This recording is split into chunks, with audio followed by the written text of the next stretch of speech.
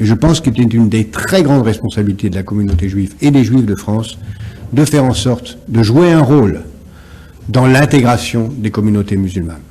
Il n'y aura pas naturellement d'intégration des communautés musulmanes si les musulmans ne font pas ce qu'il faut.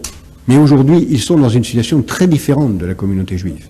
La communauté juive a bénéficié à la fin du XIXe siècle, et même dès le début du XIXe siècle, du fait qu'elle avait une bourgeoisie qui a pu prendre immédiatement en main cette intégration en créant des écoles, des associations, des organisations de travail qui ont pu organiser une sorte d'autogestion de l'intégration sociale.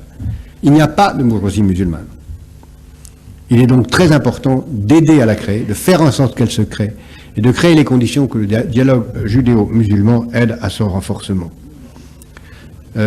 Cela ne veut pas dire qu'il faille se substituer à la puissance publique. Cela veut dire qu'il importe à la communauté juive de jouer un rôle.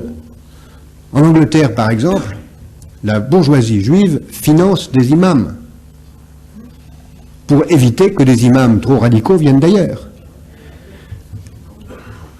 En Europe, dans l'Europe continentale, d'autres pays sont dans la même direction. Je pense que la communauté juive, sous réserve de ce que les autres en voudront aussi, devrait en faire autant. Il y a dans un texte bien connu de Maïmonide une réflexion sur les degrés de la tzedaka, que je citais l'autre jour dans une autre réunion où Pierre m'avait gentiment convié. Il est dit que la tzedaka, Maïmonide divise la tzedaka en 8 degrés. Le degré le plus bas, ça consiste à faire la charité de façon visible et ostentatoire.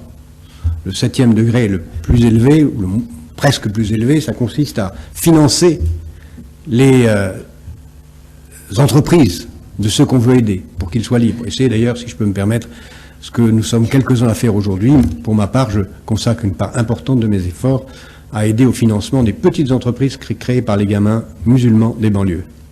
Et je pense que c'est une activité fondamentale pour créer des conditions du bien vivre en France pour les Juifs.